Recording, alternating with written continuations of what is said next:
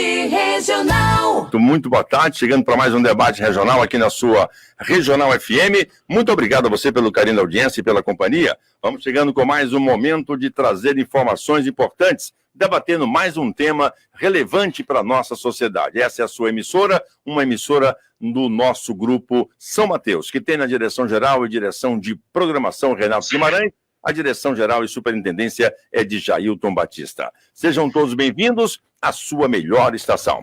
Muito obrigado a você pelo carinho da audiência. Dá uma boa tarde, Juscelino Castro, chegando para mais um debate regional. Boa tarde, Juscelino. Juscelino Castro. Muito boa tarde, José Luiz de Menezes. Boa tarde, você que nos ouve pela 90.3 de Limoeiro do Norte, nossa Regional FM.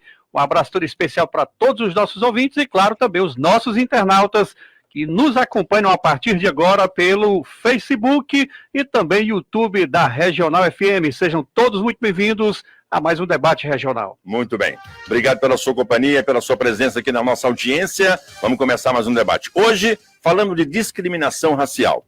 Muitas vezes estamos aqui abordando esse tema na nossa programação jornalística e um tema relevante. Hoje, a nossa convidada é a professora Sara Forte, doutora em letras pelos Estudos Literários da Universidade Federal de Minas Gerais e também com pesquisa sobre representações da violência em Tutameia, terceiras histórias de João Guimarães Rosa. Possui graduação em letras português pela Universidade Federal do Ceará, mestre em letras com concentração em literatura brasileira e também tem experiência docente em literaturas em língua portuguesa, brasileira e africana, práticas de ensino em língua portuguesa e formação de professores.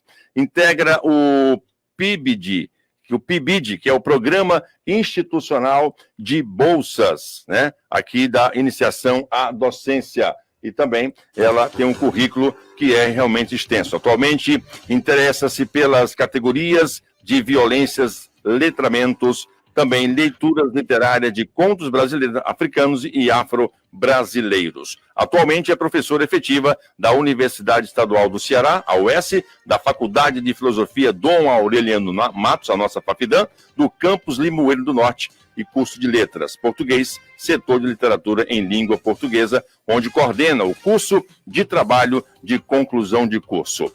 Mestrado profissional em letra da Universidade Estadual do Ceará, Profletras da UES, ministrando disciplinas de leitura do texto literário e ensino do texto literário, desenvolvendo orientação e dissertações. Coordena o grupo de estudos em letras afro-brasileiras da Fafidã. Doutora Sara, muito obrigado mais uma vez por ter aceito o nosso convite. Seja muito bem-vinda ao nosso debate regional. Olá, boa tarde a todos que estão nos ouvindo e nos assistindo. Muito obrigada por esse convite que vocês me fizeram para a gente debater um pouco sobre racismo. A minha área de pesquisa, atualmente, é a literatura afro-brasileira, né? Eu tenho um grupo de estudos lá na Fafidã, eu coordeno esse grupo, que a gente procura ler obras escritas por autores e autoras considerados afro-brasileiros. Então, é isso aí que a gente costuma debater um pouco mais. Muito bem. Pode ficar à vontade. Pois não. Certo. Bom, então, para o nosso debate de hoje, me abordaram com a seguinte temática, né, sobre o racismo no Brasil. A gente tem várias considerações a fazer sobre isso, né, quando esse tema surge nas conversas, academicamente, extra-academicamente, a gente observa que a nossa sociedade brasileira, em parte, ela ainda é muito resistente à discussão desse tema. Inclusive, a gente pode observar que nos últimos anos, né, com o crescimento aí de uma pauta de extrema-direita, a gente pode observar que alguns desses assuntos, eles são cada vez mais criticados, né? Então, vocês já devem ter escutado várias vezes algumas pessoas que se referem a esses assuntos, por exemplo, racismo, feminismo, procurando agrupá-los sob o nome de pautas identitárias, né? Então, quando a gente chama essas demandas de grupos secularmente alijados dos centros de poder de pautas identitárias, a gente está diminuindo o valor dessas lutas e o valor dessas discussões. O tema que a gente vai se centrar aqui hoje vai ser justamente o racismo. Eu convoco vocês a pensarem um pouco, de acordo com dados recolhidos aí pelo IBGE e por outras fontes de pesquisa, que nós estamos no Brasil, o Brasil é considerado o segundo país mais negro fora da África. Então, mais da metade da nossa população se auto-identifica como preta ou como parda, porque o IBGE ainda utiliza esse termo parda. E ao lado desse grande contingente populacional, a gente vai ter esse problema de se assumir racista, né? Então, a primeira questão que surge aí em tela é o que é que seria o racismo, tá? Racismo, conforme o Silvio Almeida, no seu livro Racismo Estrutural, que é da coleção Feminismos Plurais, vai falar que o racismo é toda e qualquer forma de inferiorização de alguma raça. Nós podemos observar na sociedade brasileira que esse racismo ele vai acontecer majoritariamente quando nós estereotipamos ou então tipificamos nós sujeitos negros, tá bom? Então, o racismo ele não é um problema criado pela população negra. Ele é um problema criado por parte da população branca que representa uma branquitude acrítica, né? Que tem muito medo de perder esses privilégios. E aí vocês podem estar perguntando quais seriam esses privilégios dessa população branca, tá? E aí eu retomo o nosso processo de formação social e histórica, tá bom?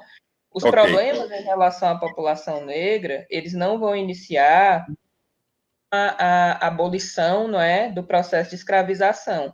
Eles já iniciam desde o momento em que uma raça invade um país e procura dominar toda a população. Então, por exemplo, a escravização do sujeito negro, ela vai ocorrer no momento em que existe esse processo de sequestro, né, de um continente a outro para trabalhos forçados. Entendi. Essa questão no Brasil, dessas causas, né, do racismo, elas podem estar também associadas principalmente à longa escravização dos povos de origem africana e à tardia abolição da escravidão, que foi feita de maneira irresponsável, digamos, nessa terminologia, pois não se preocupou em inserir esses negros libertos, por exemplo, na questão educacional e no mercado de trabalho. Há um percentual dentro desse contexto, dessa culpa hoje, das pessoas negras passarem por essa discriminação, doutora? O processo de escravização ele já é problemático desde o momento em que ele inicia, né? Se a gente tomar como contexto o neocolonialismo ele vai surgir a partir de diversas justificativas de supremacia branca, né? De supremacia racial. Então, a partir desse momento que você subjuga aquele que você acredita ser o diferente, você o sequestra de outro continente, o traz para o Brasil para trabalhos forçados, você começa a despir esse sujeito de uma série de traços que compõem a sua subjetividade. Então, o processo de abolição desse processo de sujeitos que foram submetidos à escravização, ele só vem a agravar esse problema.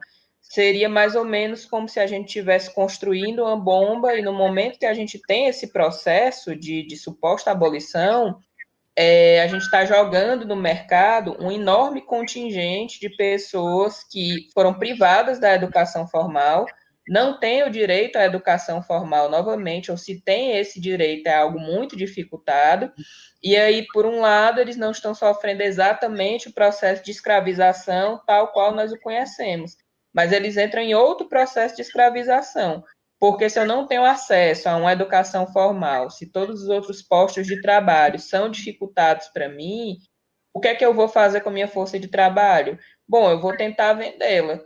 Aí eu vou fazer o quê? Se eu tento vender essa força de trabalho, a pessoa vai me oferecer o quê? Comida e moradia. Então, esses sujeitos que são tributários desse processo de libertação, eles entram em outro circuito ali de escravização, que não vai ter esse nome propriamente dito, mas eles vão ter que trocar a força de trabalho por comida, por moradia, ou seja, itens que são básicos para a sobrevivência, mas que vão ser negociados dentro ali daquele sistema. E essas marcas, né, que já surgem ali no processo de escravização, elas se alongam até os dias atuais. A gente pode sentir todas essas ressonâncias, pode sentir todas essas consequências. Estereótipos que são construídos já no meio da escravidão, eles são perpetuados, como a gente pode observar, por exemplo, a sexualização exacerbada das mulheres negras, não é? a violência do homem negro, ou seja, tudo isso são modelos, são padrões racistas criados de comportamento que são imputados às mentes das pessoas para que elas fiquem reproduzindo esses padrões e tenham uma dificuldade enorme, por exemplo, de observar pessoas negras em outras posições, que não posições subalternizadas. Entendi. Só para contextualizar e entender, para a gente poder fechar nesse assunto, que o Juscelino também tem uma pergunta. Há uma condição que eu vejo muito que querem colocar para as próprias pessoas que são negras e negros, que eles embutem em si mesmo, que esse preconceito parte deles de se excluir porque é negro. Isso não é uma tentativa de inverter a situação para fugir de uma responsabilidade, como a doutora falou, de uma mesmo que seja uma minoria branca, mas que tenha um domínio de colocar as coisas na sociedade como é melhor para elas, assim? Exatamente. A gente vai ter, por exemplo, essas críticas, que eu também já escutei em alguns momentos, de que o problema da população negra é ela mesma, não é? É o que, por exemplo, alguns partidos de extrema-direita ou candidatos de extrema-direita sempre têm o costume de dizer que é tudo mimimi, como a gente tanto escuta, não é? Ou que não são pautas identitárias apenas e somos todos iguais. Isso aí tudo é estratégia de uma branquitude acrítica que procura manipular os seus privilégios de modo a se perpetuar em lugares de poder. Então, eles se sentem ameaçados e a estratégia mais simples qual é? É incutir na própria população negra de que o problema somos nós mesmos, quando, na verdade, o problema é que deve existir um ajuste, um equilíbrio social, para que a gente possa reconhecer que, se nós vivemos num país em que mais da metade da população é negra e mais da metade dessa população apresenta entre si altos índices de violência, altos índices de criminalidade, de falta de acesso à educação, de desemprego, isso não significa um problema unicamente das pessoas negras, não. Se muitos negros e negras vivem em situações de abandono pelo Estado, em situação de problemas econômicos e por aí vai, esses problemas não são gerados pela própria população, são problemas que já vêm de vários e vários séculos e que desaguam, né, na situação atual que a gente vive. Então, respondendo a sua questão, a gente observa que sim, isso é um sintoma dessa própria branquitude, né? Entendendo aí a branquitude por sujeitos que detêm o poder e se sentem ameaçados por qualquer mudança social. Inclusive, teve aquele caso polêmico do presidente do Instituto Zumbi, que discursou em relação a isso, que no Brasil não tinha essa questão de ser um país racial, que isso era já um comportamento do negro em si para poder criar essa situação. Quer dizer, ridículo, né? Juscelino Castro. Doutora Sara, gostaria que a senhora dissesse, por exemplo, né, como a lógica da discriminação se manifestou ao longo da vida de negros e negras. O que faz para substituí-la? Gostaria que a senhora falasse um pouco a respeito disso. Pronto. Reverter essas lógicas é um processo bastante difícil, né? Bastante complicado, porque necessita de um trabalho geracional e de uma mudança de atitudes, uma mudança de mentalidade. E a gente não tem como conseguir isso em um ano de trabalho, com uma discussão, com uma semana ou com um dia da consciência negra. A gente precisa que esse trabalho seja crítico e seja formativo, no sentido de já iniciar desde a infância. Essa lógica da discriminação, ela já começa, por exemplo, pela mídia. Vou dar um exemplo bem básico que todos vocês devem conhecer.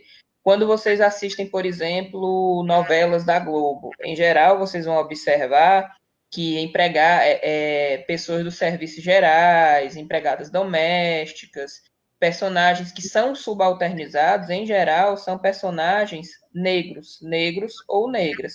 Isso é tão internalizado na nossa sociedade que muitas vezes nós vemos os negros nesses lugares comuns e nós não nos perguntamos, por exemplo, onde estão os nossos professores, nossos médicos, doutores, advogados, funcionários públicos, dentre outras várias funções que os negros também podem exercer. Não estou afirmando aqui que seja um demérito, por exemplo, que mulheres negras trabalhem como serviço geral. A ideia não é essa. A ideia é que socialmente se constrói um estereótipo que a mulher negra ela não pode estar palestrando ou ela não é tão visível dentro das universidades e ambientes acadêmicos. Façam uma experiência aí. Pensem quantos professores e professoras negras vocês tiveram ao longo da vida de vocês. É verdade. Se lembrar de poucos. Por que tão pouca gente? Viu, doutora Sara? É interessante isso que a senhora está falando, que a gente está debatendo neste momento. Em 2 pontos aqui me chamou muito a atenção. Um irmão meu mais velho, o João Ricardo, ele até discutindo de uma boa forma com pessoas que queriam, né, de um certo momento, minimizar a discriminação, que é algo terrível também. E ele dizia, já que você disse que não existe discriminação, me diga quantos presidentes da República nós tivemos negros, quantos deputados federais, quantos deputados estaduais, senadores, quantos prefeitos, senadores das nossas prefeitos das nossas cidades, nós temos negros. Realmente é uma coisa que tem que se mudar muito ainda ao longo de toda a nossa história, realmente é de tijolinho a tijolinho.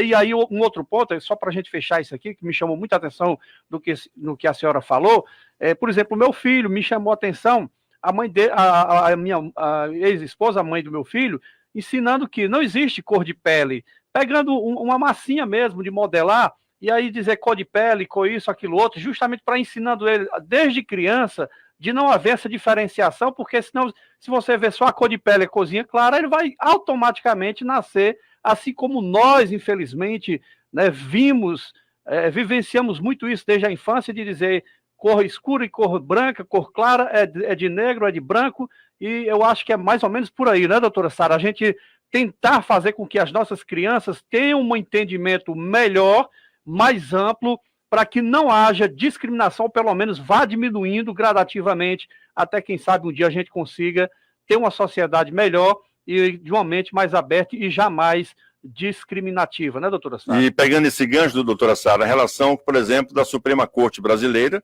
o Supremo Tribunal Federal. Nós fomos ter um ministro negro, né, que foi o Joaquim Barbosa, diante de um processo de longos anos, sem termos a presença de uma raça negra na maior corte brasileira, né? Exatamente. Vocês deram aí, gente, excelentes exemplos, né? Quando, por exemplo, o Juscelino se refere à questão da massinha branca, né? A massinha cor de pele. O racismo, ele vai ter muito disso. O racismo, então, é justamente esse exemplo que você deu. A eleição, a imposição, na verdade, de uma raça sobre as demais, como modelo.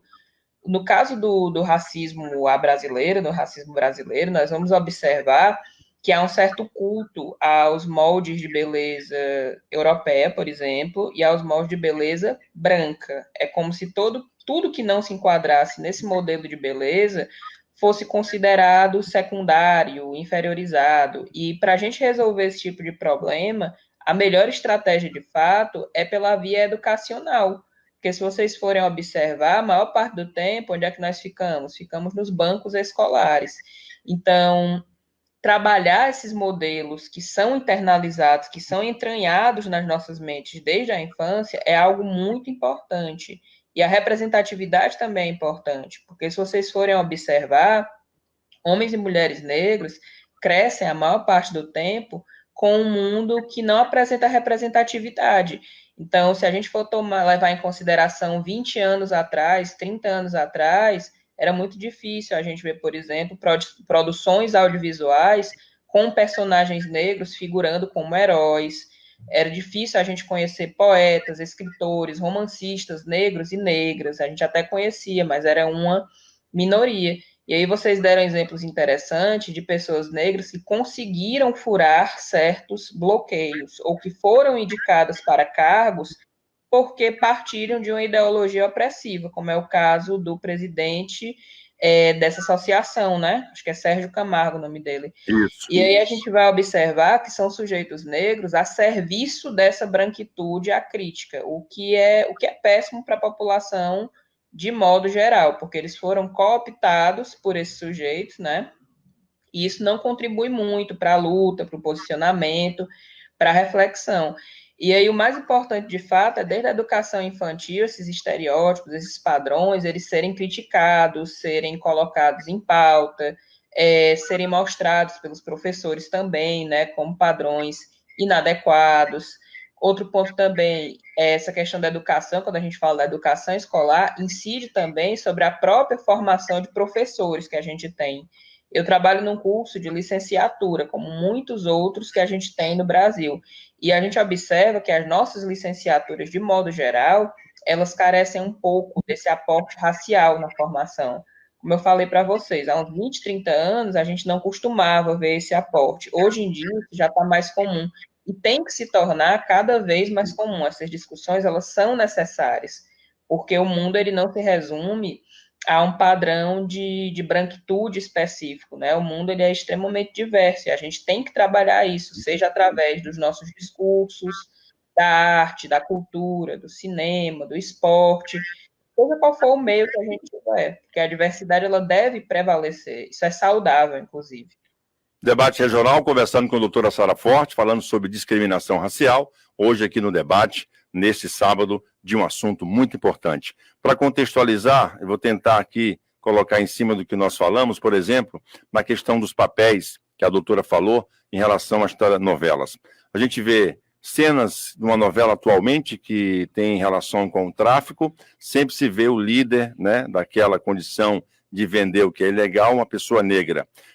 Os soldados de boca de fumo também são pessoas de cor negra. Então, assim, é um estereótipo que cria na sociedade que nós vivemos hoje, já você vai criando uma visão, né, ter uma visibilidade que essas pessoas só não têm, além do que ir para esse tipo de atividade ilegal, ilícita, criminosa, porque são negros, né? Isso também é uma coisa que pode se deixar muito claro quando a gente fala desse assunto, né, doutora Sara?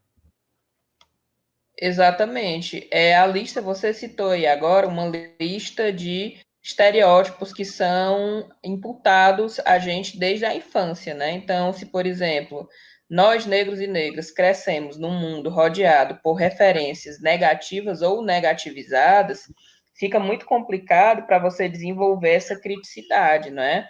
Então, por exemplo, ter exemplos heróicos, ter exemplos de negros e negras que conseguem executar outros trabalhos, que não trabalhos que estejam voltados, por exemplo, à criminalidade, é algo extremamente importante. E uma das coisas que eu acho mais assustadora é que, às vezes, a gente vê essas produções audiovisuais, né, que colocam negros e negras em posições de subalternidade, e é comum a gente escutar coisas do tipo, mas é porque naquela época era desse jeito mesmo, ou então esse filme, essa novela só está representando as coisas do jeito que elas são.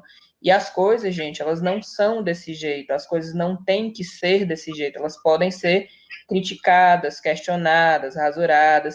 É necessário a gente fazer esse esforço cognitivo para mudar essas epistemologias, para mudar esses conhecimentos, para tentar questionar um pouco por que dessas situações plasmarem a figura de homens e mulheres negras como personagens cristalizados, que só têm a oferecer à sociedade aquele tipo de contribuição.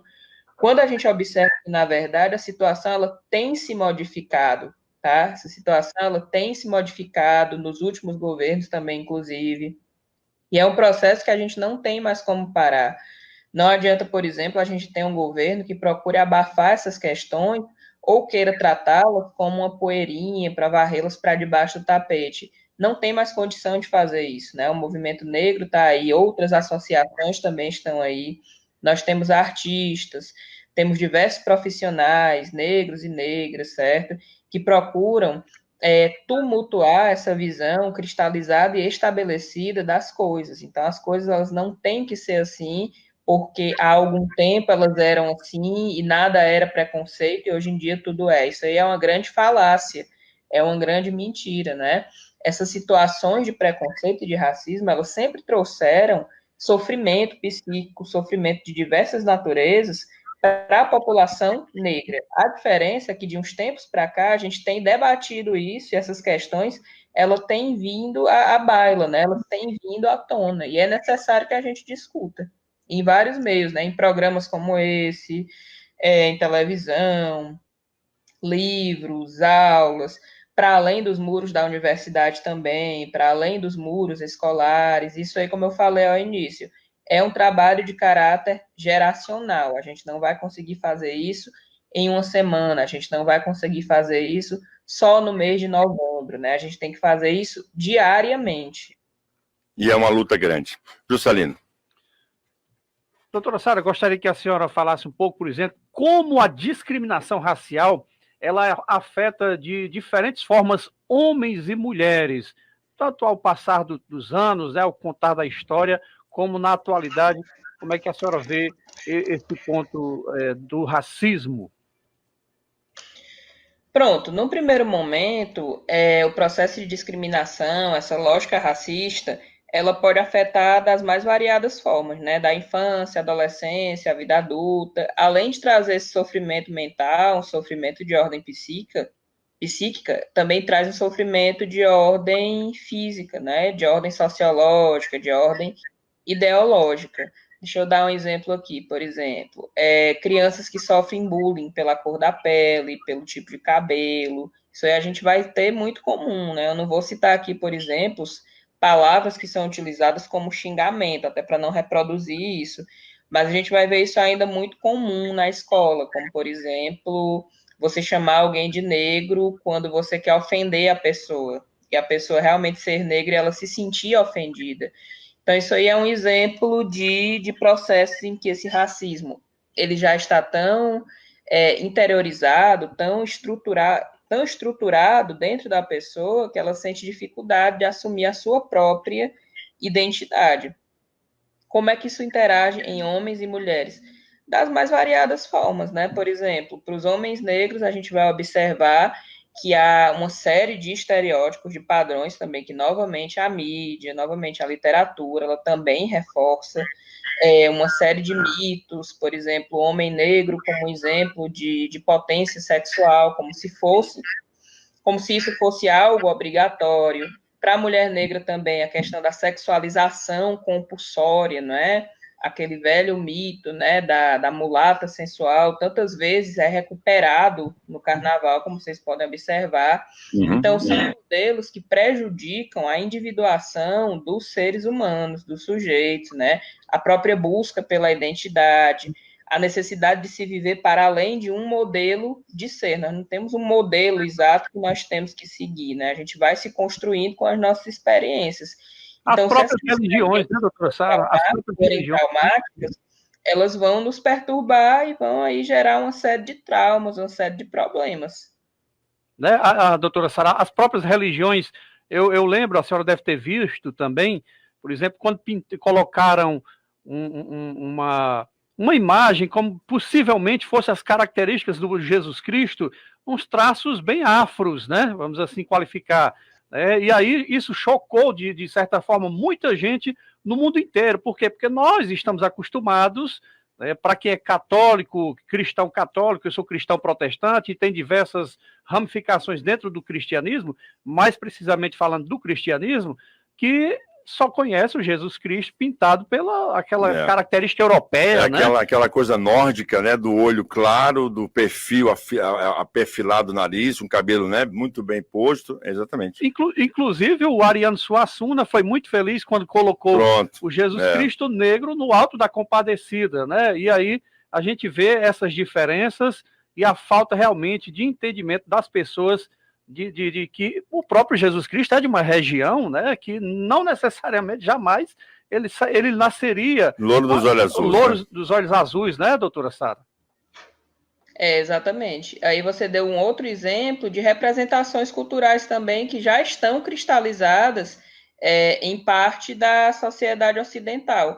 Então, é como se as pessoas que acreditam nessas representações, né, de uma maneira, por vezes, muito veemente, elas tivessem um grande problema com qualquer tipo de diversidade. Então, representações de Jesus Cristo como negro, trans, gay, tudo isso vai trazer um abalo nessas certezas que são temporariamente seguras, né? Como se você não pudesse mexer em certos assuntos, em certas representações. E a necessidade que a gente tem é justamente de mexer nessas representações clássicas, né? Consideradas clássicas. É a gente se perguntar o que é que a gente considera como algo clássico. Por que algo clássico vai ser algo majoritariamente influenciado por uma cultura europeia? Por que que a gente tem tanta facilidade de respeitar aquilo que advém da cultura do dominador, da cultura do invasor, e a gente parece ter uma dificuldade gigantesca de respeitar aquilo que vem da cultura do dominado? Aí você deu exemplo de religiões de matriz afro-brasileira. A gente vê ainda, ou escuta coisa do tipo, isso é macumba, não sei o quê. Então você desvirtua tudo aquilo que está relacionado a um sistema simbólico de uma religião de matriz afro-brasileira, porque você não acredita, e aí você vai colocando tudo isso dentro de um processo de inferiorização, que no final das contas é um grande processo de negativização de tudo que advém da cultura negra, da cultura afro-brasileira, ignorando assim uma grande parte que constrói, né, de traços que constroem a cultura do Brasil. Muito bem, eu estava aqui me lembrando, e aí acho que a doutora deve ter o conhecimento disso. Eu era menino e eu via sempre um personagem carioca, branco, né, chamado Sargentelli, e ele tinha um espetáculo que levava para o mundo inteiro as mulatas brasileiras como apenas uma simbologia sexual do que era a mulata brasileira, como uma opção de a mulher, não pela qualidade, pela sua capacidade intelectual, mas pela sua capacidade apenas física de provocar desejo, como as mucambas, né, ou mulatas. Não sei se a senhora sabe do Sargentelli que tinha esse trabalho, que eu achava realmente, depois eu fui entender que isso era um estereótipo de quem vinha de fora e que era branco, teria essas mulheres a seus, né, meros prazeres de estarem com essas mulatas, porque tinha até uma casa de espetáculo, como se fosse realmente seletivas para esse tipo de coisa. Isso é uma discriminação total, não é verdade? Exatamente, e além de ser discriminação, é profundamente vergonhoso, né? A gente pode observar que alguns programas de entretenimento brasileiro, eles criaram e fundamentaram muito bem esses estereótipos, né? Você falou esse estereótipo da mulata, né? O próprio nome mulata, ele vai ter a ver também com mula, não é? Então já é uma desvalorização pelo próprio termo, e esse estereótipo da mulata brasileira, ele persiste ainda hoje em dia nos carnavais, né? A Rede Globo, por exemplo, até pouco tempo, eles tinham uma vinheta, não é? Que era uma mulher negra, seminua, dançando. O problema aí não está na nudez feminina. O problema aí não está na nudez feminina, não está no fato da mulher dançar sem roupa, não tem nada a ver com isso. O problema aí está no fato de você reduzir a subjetividade das mulheres negras, das mulheres pretas, única e exclusivamente a um processo de sexualização compulsório. E aí a gente se recorda que, por exemplo, os sujeitos brancos invasores aqui no Brasil, que aqui aportaram, eles não tiveram relações harmônicas com as mulheres indígenas. Depois que as negras que foram escravizadas aqui chegaram também, essas relações não foram relações de amor. Se a gente for parar para pensar um pouco, foram relações de profunda violência, não é? Elas foram violentadas. Então, romantizar esses processos, como muitos programas fazem, novelas, filmes, romantizam, né, idealizam esses encontros como se tivessem sido maravilhosos, é uma prática muito negativa, é uma prática que não é nada saudável, né, porque a gente está romantizando relações de violência. É verdade. Eu lembro também de uma telenovela que tinha a escravizaura que era branca, mas tinha um desejo e vivia no meio da casa grande, mas era filha de uma escrava com um branco, nasceu branca, não sofria os maus tratos físicos, nem humilhados, mas tinha um desejo de um senhor que era dela por uma conta de desejo sexual. Foi uma novela que retratou muito bem essa imagem da discriminação em relação à questão negra também. Doutora Sara, na sua opinião, qual a melhor forma de lidar, de combater a discriminação racial no nosso país? Bom, eu acredito que a gente tem duas frentes de combate, né? Primeiro, é a implementação nas escolas e universidades de um projeto de educação antirracista. O que é que significa o antirracismo? São projetos que explicitamente deixam à mostra mesmo que o intuito é antirracista, de combate à cultura do racismo que impera no Brasil. Isso aí vai desde, por exemplo, usos linguísticos, né? Expressões consideradas racistas, que a gente escuta muito até hoje, por exemplo, trabalho de preto, ou então todo mundo no Brasil tem um pé na senzala, como se o pé das pessoas pretas originalmente já tivesse nascido na senzala. E quando a gente vai ver um pouco da história da África, a gente vê que a escravidão, ela faz parte de uma história gigantesca, mas nas escolas, por vezes, a gente aprende que nós, negros, fomos apenas uma matéria-prima a ser sequestrada e levada para outro país, né? Então, eu acredito que o caminho é a adoção desse espírito antirracista, né, por meio de projetos e de propostas, a implementação de uma lei que já existe, já foi implementada, mas há algum tempo, em alguns locais funciona, em outros não, mas ela tem dado frutos bons, né, ela tem rendido bons resultados. E outro ponto também, além dessa educação antirracista, além da lei, além da mudança atitudinal, é cuidar desse projeto desde a educação primária mesmo, né? Desde o momento que a criança entra na escola até o momento que ela ingresse aí, seja numa educação profissional ou numa educação de nível acadêmico, não importa, mas isso tem que ser debatido. Então, é levar o assunto realmente para debate para além do mês de novembro, né? Por exemplo, eu costumo receber muito convite para conversar sobre racismo, preconceito, literatura afro-brasileira, mais no mês de novembro. E eu fico me perguntando o que é que acontece nos outros meses.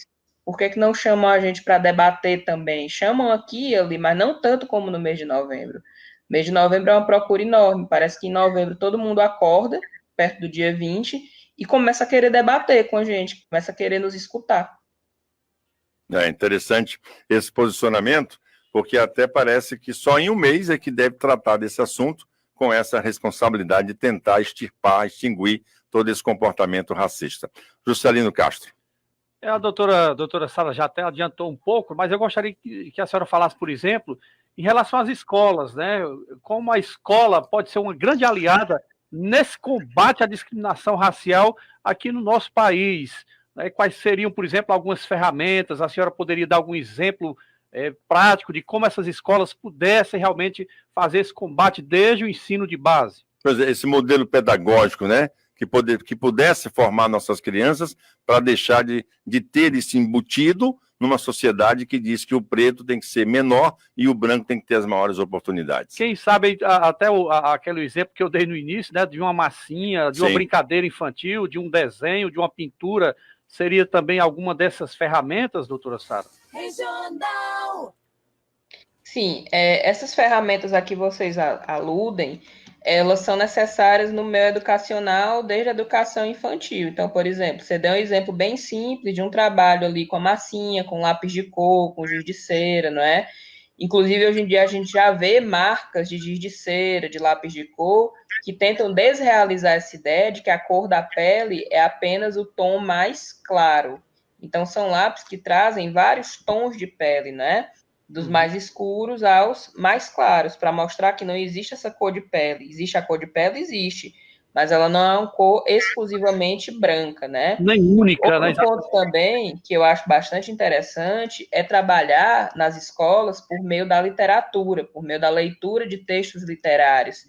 Então, a gente pode falar nas escolas de autores negros, né? Por exemplo, a gente tem muita mania de achar que o Monteiro Lobato é um autor intocável, que a gente sempre tem que passar por ele, sempre tem que trabalhar por ele, mas o Monteiro Lobato, ele é profundamente racista, né? Ele trabalhava um projeto eugenista nas suas obras, ele deixa cartas, inclusive, em que ele declara esse apoio todo aí, né? Ao invés da gente trabalhar exclusivamente um Sítio do Pica-Pau Amarelo, a gente pode trabalhar várias outras obras que já existem no mercado e que desconstroem essa visão do negro enquanto um ser inferiorizado. Se a gente caminha mais para o Fundamental 2, para o ensino médio, a gente vai ter, por exemplo, obras do Carlos de Assunção, a gente vai ter obras do Luiz Gama, da Conceição Evaristo, da Cristiane Sobral. Então, autor é o que não falta também material. O que a gente tem que resolver, além de ser essa questão de base, é a questão da própria formação de professores. E mais importante do que todos esses fatores também, que são atitudes pontuais que podem ser realizadas, que podem ter um efeito muito positivo, é a questão das políticas sociais, né? As políticas sociais, as políticas afirmativas, como, por exemplo, o caso das cotas. Exatamente isso que eu ia tocar nesse assunto. A cota como forma de dizer que o negro é que tem que ter esse privilégio de estar na universidade. Isso também não é uma forma embutida de discriminação racial, doutora Sara? Não, não é. É uma forma de reparação e é uma forma de política afirmativa, de reconhecimento de que existe um fosso social que foi construído desde a época do processo de escravização e que a sociedade ela precisa se equilibrar. Naturalmente, a gente não vai resolver o problema de base da educação via a questão das cotas, mas a gente pode começar a melhorar pelas cotas. A partir Há do quem momento que diga, eu crio só cotas nas interrompendo a senhora, licenciaturas, no ensino público, nos concursos públicos, eu não estou partindo do pressuposto que sujeitos negros são intelectualmente inferiores. Eu estou apenas procurando equilibrar uma situação por si só bastante desequilibrada. Então, as cotas é uma forma de política afirmativa e ela é necessária, é uma forma do próprio Estado reconhecer o seu legado de erros e procurar repará-los aos poucos. há quem diga que as cotas ainda é uma forma de discriminação social. Então a senhora discorda dessa interpretação. Sim, discordo completamente dessa interpretação, como discordo também da ideia do racismo reverso, né? Quando eu dou palestra, muita gente costuma me perguntar, e o racismo reverso? Eu sou branco, mas eu já sofri racismo reverso. Já me chamaram de branquelo, de palmito, seja lá o que for, entendeu? Não, racismo reverso não existe. Por que o racismo reverso não existe?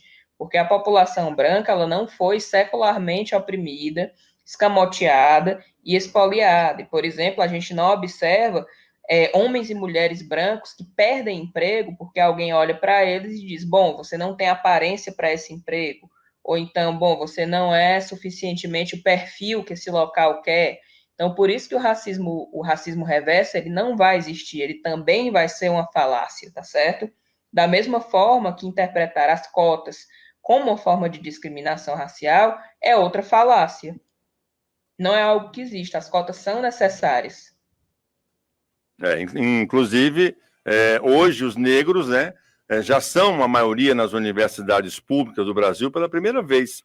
Isso foi uma pesquisa do IBGE, que afirmou que a mudança é um reflexo de políticas públicas que proporcionaram acesso da população negra e parda na rede de ensino público recém-formada.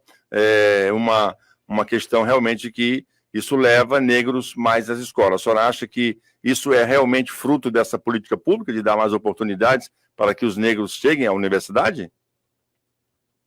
Sim, eu acredito que é fruto também do sistema de cotas, não exclusivamente do sistema de cotas, né? Porque nem todas as universidades, nem todas as instituições ainda implementaram, mas também é fruto da própria, como é que eu posso dizer, da própria inserção do negro dentro do meio da educação formal, né? De uns tempos para cá, os negros, nós estamos conquistando esse direito de integrar a educação formal. Então, também é um resultado dessa integração, dessa batalha do negro para se pôr nessa educação formalizada, além de também ser exclusivamente a cota.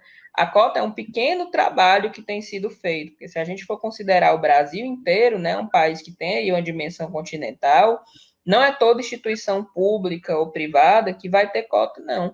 Então, por exemplo, hoje em dia, a gente tem a entrada de vários negros e negras nas universidades. Se a gente for pegar pela população toda do Brasil, que se considera negra, ainda é uma minoria, certo? Ainda são poucos. Então, a gente tem que pensar também que não é fruto só do próprio esforço pessoal, para a gente não recair sobre um pensamento meritocrático. Se eu, enquanto mulher negra, eu conseguir atingir o grau de doutorado, não significa que várias outras mulheres negras vão fazer a mesma coisa. Eu não posso me colocar como padrão para o desenvolvimento dos demais. Significa o quê? Que eu tenho que estar ciente de que se eu conseguir, significa que muitos não conseguiram e talvez não consigam, e que eu tenho que criar, por meio do meu discurso, da minha prática docente, condições para viabilizar que mais pessoas consigam entrar nesses espaços. Porque aí, aos poucos, a gente pode ir mudando essa estrutura social por meio do conhecimento, por meio da crítica, por meio do debate.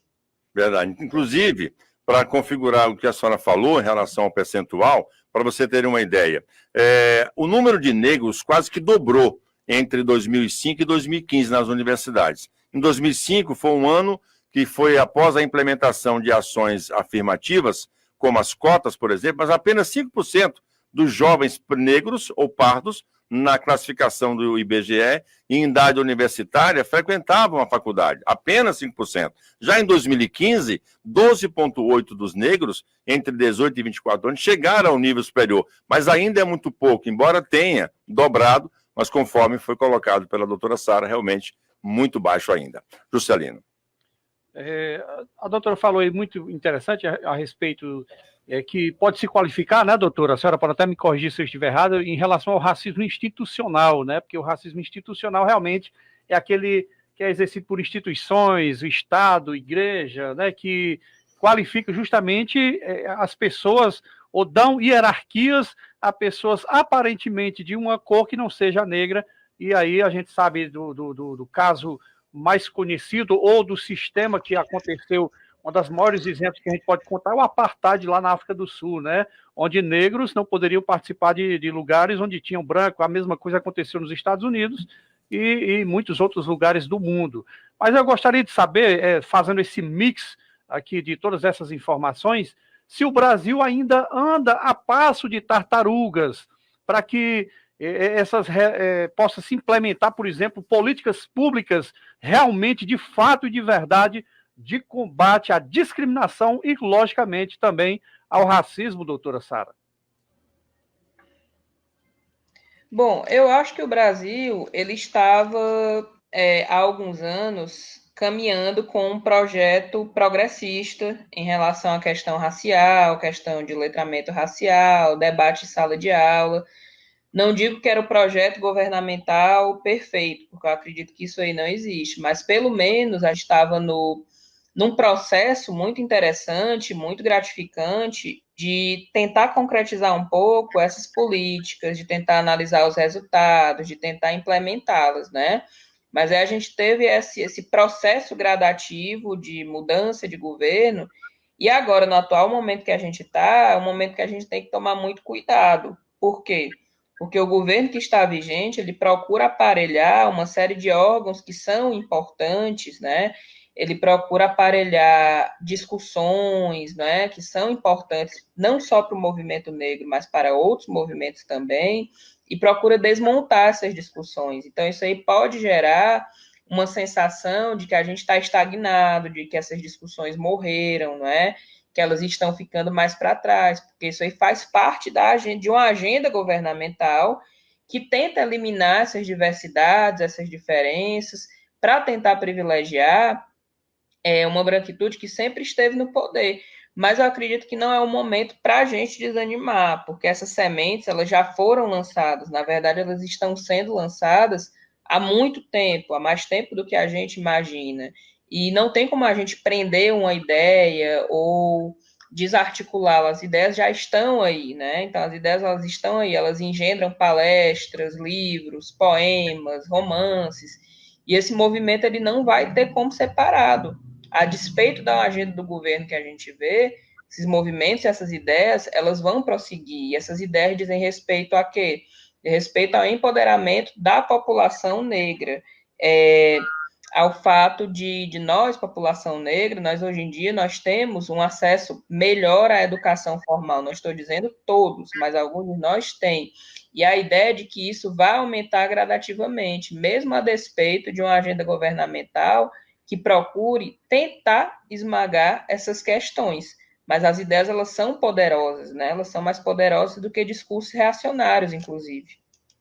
Bom, estamos conversando com a doutora Sara Forte, ela que é a nossa convidada do debate regional deste sábado, tratando de um tema muito importante que é a discriminação racial.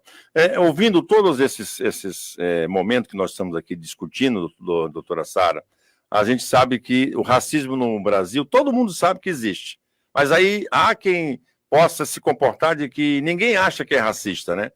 É uma coisa muito interessante isso no país. O racismo existe, Mas aí se você for fazer uma pesquisa, não, eu não sou racista, mas acaba tendo esse comportamento ao qual nós estamos discutindo hoje em relação a negros e negras, né?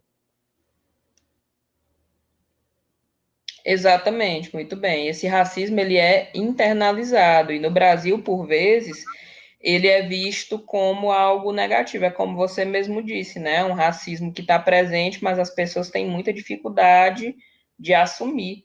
E elas vão ter essa dificuldade de assumir esse racismo justamente porque intervém aí fatores econômicos, né? Por exemplo, se você vê uma pessoa negra numa posição de poder, numa posição de riqueza, é comum que as pessoas digam, mas no Brasil não existe racismo porque fulano de tal é negro e ele está ali na posição de destaque.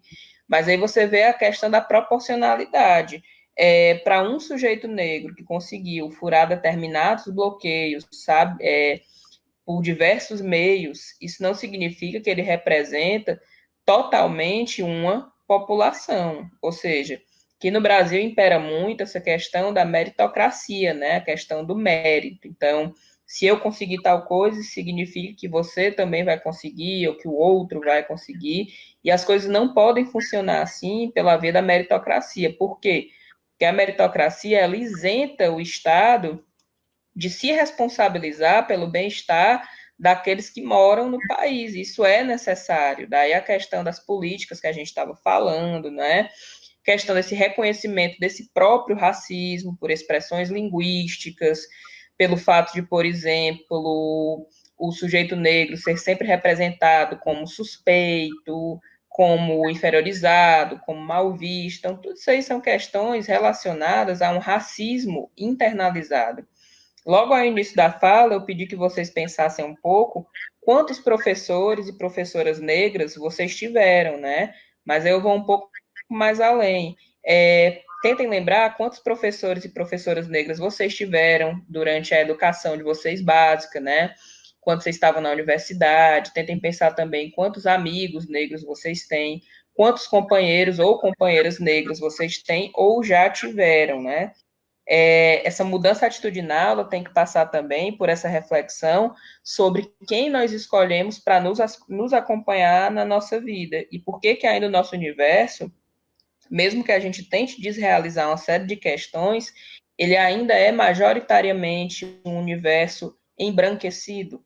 Por que às vezes a gente observa, isso aí tem a influência da mídia, como a gente falou também, mas tem também a dificuldade do negro de ter acesso a locais de pretenso poder, né, a locais que estão mais próximos de questões decisórias. E esse acesso ele ainda é dificultado. Claro que quando a gente tem uma mudança de governo, de um governo mais progressista para um governo mais reacionário, mais conservador, com a tendência de extrema-direita, com a tendência fortemente neoliberal, a gente vai observar uma dificuldade enorme de inserção de determinadas pautas, né? Por quê? Porque a gente vai observar que muitas vezes esses sujeitos que estão habituados a estarem no poder secularmente, eles se sentem profundamente ameaçados por qualquer raça, por qualquer orientação sexual, que seja aquilo que ele acredita que é a norma. Muito bem. Doutora Sara, eu gostaria de fazer uma outra pergunta, já estamos quase na reta final do programa de hoje, e desde já agradecê-la mais uma vez pela presença conosco. Existe uma coisa chamada racismo cultural, né, que é o resultante na crença que existe superioridade, por exemplo, entre culturas existentes, no amplo sentido que cultura engloba religião, costumes, línguas, dentre outras. Por que eu estou falando nisso? Porque existe, por exemplo, no estado do Ceará, a senhora deve conhecer muito bem, a senzala Negro Liberto. Eu tive o prazer, digo prazer no sentido de conhecer melhor e realmente entender por tudo que se passaram, né, ou que passaram ali, os que sofreram, que morreram, que trabalharam naquela senzala. E aí eu gostaria de fazer, não estava nem muito na pauta, mas a gente tratando um pouco também de cultura racista, né, ou de uma cultura que realmente deixa de lado essa história que a gente precisaria, ou necessita de fato e de verdade acompanhar mais de perto, até para entender, não diria para ir lá conhecer o lugar, para ter pena, para ter dó do sofrimento propriamente dito do que os negros passaram, mas para internalizar e nós termos a consciência que, de fato, eles sofreram, e muitos ainda sofrem hoje com a discriminação. A senhora, o que a senhora diria? Seria uma das formas também, por exemplo, que existem muitos roteiros culturais, turísticos, né, no país inteiro, e por que não, no lugar como o estado do Ceará, as pessoas pudessem ter uma rota para conhecer melhor a cidade de Redenção e a Senzala Negro Liberto, ou outros lugares. Claro, estou mencionando esse, doutora, porque eu conheço de perto, né, fiz até uma matéria lá em audiovisual. O que a senhora diria? Era interessante que isso acontecesse para que as pessoas... Eu, particularmente, fiquei realmente muito impactado, porque uma coisa é você ouvir falar, né, você estudar sobre isso, mas aquilo que, infelizmente, nasceu conosco, cresceu conosco dentro dessa cultura brasileira racista e muitas vezes machista também, de que aconteceu isso, aquilo, e a gente minimiza, né, essas situações. O que a senhora diria? Que as pessoas pudessem realmente visitar esses lugares? Era interessante para que a gente pudesse tirar toda essa capa de racismo e, de fato, entender que eles sofreram e que nós temos uma dívida impagável com esses negros no Brasil, doutora Sara? Esse museu que você faz referência, se eu não me engano, é localizado em Redenção. Ele é bem interessante, né? O Museu Senzala Negro Liberto, certo? Isso. Ele é bem interessante enquanto uma prática pedagógica, né? Mas aí eu tenho um pequeno porém que eu acredito que pode ser bacana incluí-lo no roteiro turístico, mas desde que seja trabalhado com a devida criticidade, né? Que seja uma visita, por exemplo, mediada, discutida, porque por vezes, se a gente não tem essa mediação, né? Se o sujeito vai ali pura e simplesmente por um turismo acrítico, ele pode muito bem estar naquele espaço, tirar uma foto ali com algum instrumento de sofrimento, com algo desse tipo, e aquilo ficar esvaziado de sentido, como se fosse mais um lugar que ele foi e achou bacana. Então, daí a importância da educação, daí a importância da gente inserir, da gente investir essas visitas de algo pedagógico, a gente investir essas visitas de criticidade. A gente só consegue fazer isso mesmo por meio da escolarização dessa criticidade, da discussão dessas questões dentro da sala de aula e para além da sala de aula também, né? Você falou nesse museu, lembrei de outro, que se eu não me engano, a gente vai ter um em Salvador, que é um museu afro-brasileiro. Da última vez que eu fui por lá, ele estava para abrir, não sei se chegou a abrir, né, porque teve a pandemia. E tem também um, se eu não me engano, é em São Paulo, tá bom? E ainda vai ter outro, que é tipo um memorial, a presença negra na América Latina, que fica no Uruguai, certo? Fica no subsolo de um museu de uma cidade do interior do Uruguai. Então, você vai ter ali um museu que é um memorial. Você vai ter objetos utilizados na escravização, vai ter peças utilizadas, mapa, roteiro da escravização. Você veja bem, isso está numa cidade distante, não é? No interior do Uruguai, a gente nem escuta falar muito sobre isso. E é uma coisa para a gente se considerar também essa dúvida, né? Por que nas nossas incursões pedagógicas, visitas de campo, a gente pode e deve levar nossos alunos para lá, como muitas escolas já fazem isso, né? Já fazem essas práticas, já fazem essa mediação toda, que é extremamente necessária para o desenvolvimento desse pensamento crítico diante desse episódio que compôs a história do Brasil e que em muitos lugares ainda compõe. Doutora Sara, convidada hoje do nosso debate para falar sobre racismo, né? Essa discriminação racial, debate abordando esse assunto. Doutora, eu tenho assim, antes de vir para esse debate, a gente diz, claro que a gente tem que estudar um pouco o tema para poder conversar com uma pessoa tão capacitada e preparada como a senhora. E eu vi algumas reportagens da doutora Djamila Ribeiro, ela é filósofa e escritora. E ela foi questionada pela BBC News Brasil em relação aos movimentos, inclusive do George Floyd, que aconteceu recentemente nos Estados Unidos, e aí perguntaram para ela que por que nos Estados Unidos o movimento é tão maior contra o racismo e que no Brasil não há essa movimentação presencial para chamar mais atenção sobre essa política racial. A senhora concorda que o Brasil ainda está muito apagado nesses movimentos contra essa política racista? Não, eu não acho que ele está muito apagado, não. Eu acho que é porque foram processos sociais constitutivos bem diversos, e aí a gente precisaria, né, de outro debate para falar sobre isso, para me preparar Uhum. melhor para falar sobre essa temática. Mas eu não acho que são movimentos que estão tímidos, não. A gente tem um movimento negro muito expressivo aqui no Ceará, aqui no Brasil. São movimentos que são muito falados, a gente tem grandes intelectuais que fazem parte desses movimentos. A questão da expressividade é que, por vezes, a mídia não dá atenção, porque não quer dar Daí, atenção para isso, não quer ouvir falar, procura não chamar para debate, por exemplo, em meses que antecedem o mês de novembro, né? A gente até tem, inclusive, ações que são contínuas, de várias minhas, de vários colegas meus, negros também, que debatem isso com suas turmas na educação básica, na universidade. Então, a uhum. gente fala muito sobre essas questões. A gente fala não só de forma pontual, a gente promove evento, promove debate, promove palestra, mas a questão é que parte da mídia, às vezes, não dá atenção para isso, né? Não Entendi. olha tanto para É. isso. Mas a gente tem, E, sim, um movimento negro que é bastante articulado. e o que eu observo é que muitas vezes é preciso esperar um fato, né? Como foi o George Floyd e outros negros americanos, para poder se mostrar que existe, né, uma manifestação contra racismo. Vamos ter que esperar sempre acontecer um episódio que chame a atenção de uma forma violenta para poder falar sobre esse problema. Também chama muita atenção isso, né, doutora Sara? Exatamente. Aqui no Brasil, a gente vai ter casos constantes de violência policial que engendram um verdadeiro genocídio da população preta. Isso não vai acontecer de uns tempos para cá, né? Já acontece há muito e muito tempo. Isso tem expressividade, sim, na mídia, isso é debatido, isso é falado.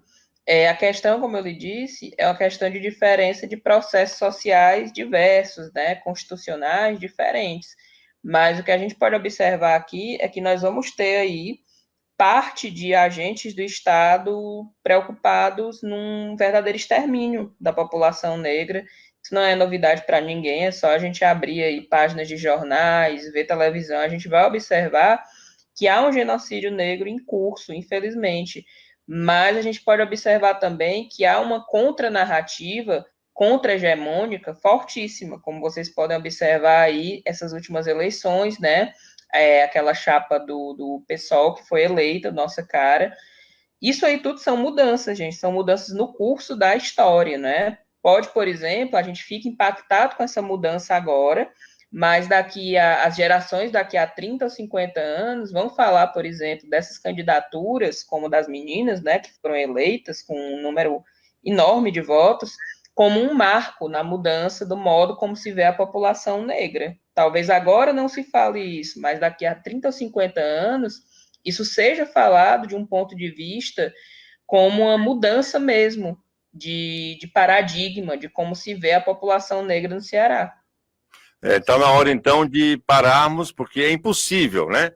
Você não ser racista tendo sido criado numa sociedade racista, né, doutora Sara? Aí fica realmente, como a senhora falou, é algo que está em nós por conta desse contexto de uma sociedade que coloca isso como uma coisa natural de você ser racista.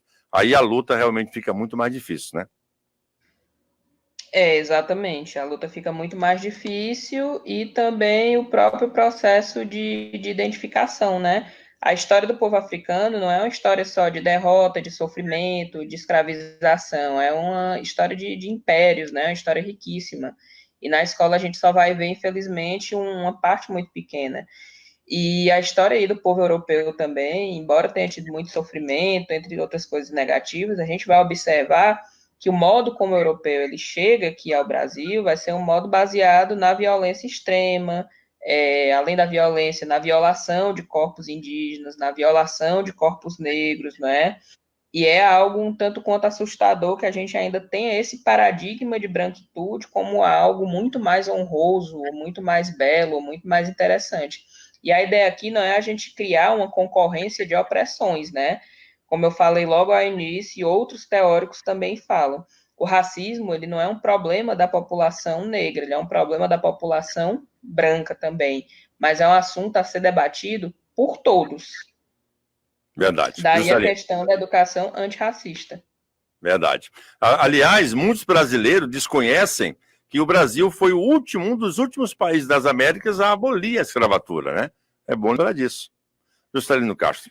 E é interessante, para a senhora ter uma ideia, e os nossos ouvintes da 90.3, eu não vou mostrar na tela para não dar margem, doutora Sara, para a senhora ter uma ideia e para os nossos ouvintes, o quanto isso é real em relação ao racismo. Nós conversando aqui, fazendo esse debate sobre a discriminação racial no nosso país, e aí eu recebo uma mensagem de WhatsApp, e eu depois posso até mostrar para a senhora, por exemplo, que se colocam algumas pessoas, né, que são simpatizantes do governo que está no poder, o governo federal, de extrema-direita ou conservador, quando se trata de esquerdismo ou de quem não defende, ou quem não apoia, ou quem não gosta do tal governo, já é esquerdista, já se coloca imagens de negros.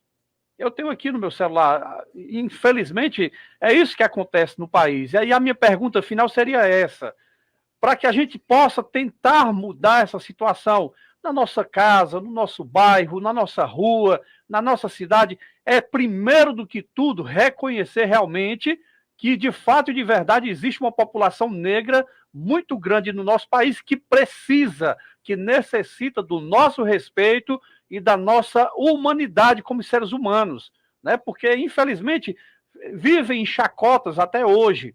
Muitas pessoas minimizam, como eu disse ao início, a situação que passaram os negros no nosso país, a forma como foram escravos, como foram usados como mulas, né, como animais irracionais, sofreram, foram massacrados e ainda insistem, tais pessoas, a dizer que foi apenas um momento histórico e que realmente não há esse respeito. Então, eu acredito, doutora, eu gostaria que a senhora falasse a respeito disso, para a gente finalizar, se realmente o ponto principal, de fato e de verdade, para que a gente mude essa situação do racismo no nosso país, em primeiro lugar, reconhecer todo esse sofrimento, tudo isso que foi feito com as pessoas que, diferente de nós, apenas a cor, mas o sangue é o mesmo, todos nós brasileiros, direto ou indiretamente, temos realmente o sangue afro-brasileiro, né? Temos essa mistura, e isso não quer dizer que eu sou melhor, sou pior do que ninguém,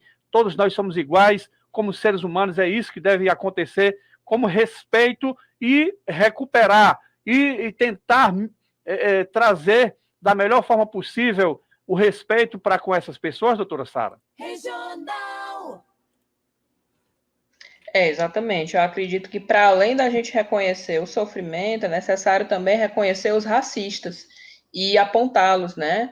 É bom a gente começar a apontar aqueles que são detentores de discursos racistas, de discursos que procuram inferiorizar os negros.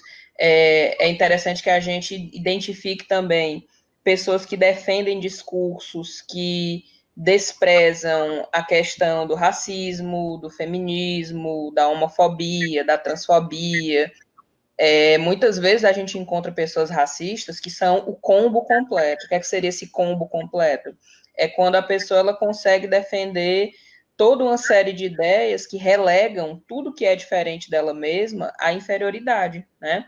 Então, para além da gente reconhecer a questão do sofrimento, é interessante reconhecer também os aspectos positivos, como os que nós vimos aqui, como os que vocês falaram aqui, e também reconhecer os sujeitos que perpetram teorias racistas, ainda nos tempos de hoje, né? Apontar essas pessoas, envergonhá-las, mostrar que o pensamento delas, por vezes, é retrógrado, é reacionário, são projetos de extrema-direita, né, que precisam ser combatidos na nossa sociedade, precisam sim ser extirpados pela raiz. E nada melhor para fazer isso do que abraçar um projeto de educação antirracista, com ações como palestras, reuniões, discussões, leituras de textos, enfim, tudo que viabilize uma forma de conhecimento que vise justamente a quebrar a ideia da inferiorização da gente, da população negra. Isso aí é tudo necessário e tudo isso já está acontecendo e, infelizmente, ainda assusta muita gente. E essas pessoas que vão ficar assustadas naturalmente, são aquelas que devem repensar suas condutas do ponto de vista crítico, né, do ponto de vista, inclusive, humanitário. Doutora Sara, para encerrar, eu gostaria de fazer uma pergunta. A senhora poderia dar alguns exemplos de atitudes antirracistas que as pessoas podem tomar no dia a dia, no momento atual, e o que é mais urgente em relação a essa atitude antirracista, para que nós possamos contaminar as pessoas a terem esse sentimento antirracista? Pronto, muito bem. Exemplos de práticas antirracistas. Analisar, por exemplo, o que a gente recebe por WhatsApp, né? Muitas vezes, piadas que parecem inofensivas são piadas racistas. Não ridicularizar as pessoas pelo cabelo, pela cor da pele, por algo, entendeu? Que fuja do padrão que midiaticamente é instituído. Respeitar as diversidades, né? As diversidades físicas, a diversidade de todas as ordens, procurar ler mais autores negros, né? Produtores de conteúdo negros, a gente vai ter aí muito produtor de conteúdo no Instagram, no Facebook, produtores culturais também, né? Procurar ler mais autores negros, ler um Luiz Gama, ler um Carlos de Assunção, ler uma Conceição Evaristo, né? Procurar ler os livros da Djamila Ribeiro, que estão em preço aí super acessível, como, por exemplo, o Pequeno Manual Antirracista, né? Procurar ler também autores, procurar discutir, procurar tentar estar no mundo contemporâneo, de fato, né? E esse recado aí vai justamente para as pessoas que ainda não aterrizaram nesse mundo contemporâneo, que continuam achando que o Brasil estacionou em décadas anteriores e que vivem saudosas de uma época em que a gente não podia discutir esses assuntos, né? E que acreditam que por terem votado em A ou B para a prefeitura ou para a presidência, esse status quo jamais será ameaçado, essas discussões vão acabar. Eu sinto muito informar, mas essas discussões não vão acabar nunca, elas estão apenas começando. Então, um dos pontos da educação antirracista também é perturbar essas pessoas, né, nos seus privilégios, né, nos seus equilíbrios, é mostrar que o mundo contemporâneo não tem lugar para essas condutas, né, a gente evoluiu e a gente precisa aprender a conviver e evoluir do ponto de vista também da aceitação e da formação de um pensamento mais crítico, um pensamento mais libertário, que visa empoderar o ser humano, sobretudo aqueles que foram secularmente vítimas de sequestro, de violação sexual, de violação ideológica, e por aí vai. Então, pelo menos do meu ponto de vista, não há mais espaço para esse tipo de ideologia que procura condenar ou relegar algumas raças ao esquecimento. Isso aí não existe mais, a gente precisa mudar, e a gente já está nesse caminho. Debate regional, hoje conversando com a doutora Sara Forte, falando sobre discriminação racial, um assunto super importante para que nós possamos contribuir, para que a sociedade possa entender e ter uma outra visão do que isso realmente é abominável, porque não existe cor de pele, né? Existe pessoas, seres humanos, e somos todos irmãos. Juscelino Castro. Só me resta agradecer a doutora Sara pelo convite aceito, né, a ponte que foi feita com o doutor Ramérez. Agradecemos também de público que é o doutor Ramérez, o diretor da FAFIDAN em Limoeiro do Norte, e nos colocarmos, doutora Sara, à sua disposição, sempre que estiver ao nosso alcance, também algo para divulgar e também propagar tudo que seja relacionado ou algo parecido a combater a discriminação racial, ou até outros trabalhos que a senhora, porventura, necessite aqui de nós estamos à disposição e muito obrigado por participar conosco desse debate muito importante no dia de hoje. Bom, gente, agradeço bastante o convite, também agradeço a indicação do professor Ramérez, né, da FAFIDAN, agradeço também a nossa audiência, estou aberta a dúvidas, né, caso elas apareçam, eu ensino ali na FAFIDAN, no curso de letras, e sempre é muito bom a gente ser convidado para conversar sobre esses assuntos, tá bom? E deixando muito aí sempre o lembrete de que a gente pode também discutir em outras ocasiões, sem ser apenas o mês de novembro. Muito bem, inclusive eu queria finalizar dizendo que nesse debate um dos pontos cruciais é que negros que não são mais a minoria da população brasileira e que devem sim ocupar suas posições de poder e de visibilidade. Muito obrigado mais uma vez, doutora Sara, pela sua presença aqui no debate regional. A regional agradece a sua presença. Ok, muito obrigada. Um abraço. Muito bem, tá aí, conversamos com a doutora Sara Forte hoje no debate regional. Juscelino, que riqueza, né? De fato, viu? É muito importante debates como esse, né? Como a gente vem trazendo aqui na regional. Para você que nos ouve pela 90.3, para você que nos assiste pelo Facebook, pelo YouTube da regional, esse é o nosso papel enquanto comunicadores, né, José Luiz? Muitas vezes a gente traz informações, notícias do cotidiano, mas é muito importante a gente debater temas como esse, como discriminação racial, que infelizmente está entranhado ainda dentro das nossas raízes culturais, né, que a gente vai desde criança dizer, isso é coisa daquilo, é coisa do outro, que tira uma brincadeira, fala de forma pejorativa muitas vezes, e esse não é jamais o nosso perfil, não deve ser o nosso perfil quanto cidadão, quanto ser humano. Então, é muito importante a gente debater um tema tão pertinente como é a discriminação racial, Zé Luiz. Muito bem. Gente, mais uma vez, vamos embora, Juscelino? Vamos embora, agradecer. Chegou a hora, né? Chegou a hora.